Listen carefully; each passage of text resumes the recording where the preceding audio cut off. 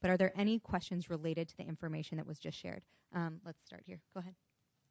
Thank you so much for the presentation. It's great to get a look into all of the planning things that go into making these big decisions. My question is, in thinking about creating the plan, how does that intersect with programming? And I'm thinking about that sort of in light of the K-8 discussion and process we went through last year, and we saw the need to consider a shift in our programming, and I think that then had facility implications. And so I'm just thinking, as you approach this plan, what are you taking into context for educational programming and sort of the direction the division is heading into in the future?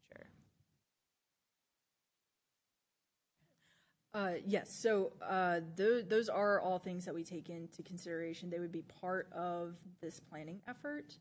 Of course, the K-8 study had had some really good data, but maybe not enough on the facility side, and in terms of the looking at programming, how it would affect multiple schools in doing that. Ideally, I think that would have had a little bit more of a guiding document to help it.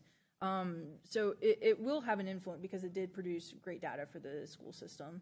And so it will be looked at, of course, with our TLL colleagues. But as we look at specific programming, for example, the expansion of citywide programming at the school creates some facility constraints. So how do we factor that into possibly a new EdSpec update?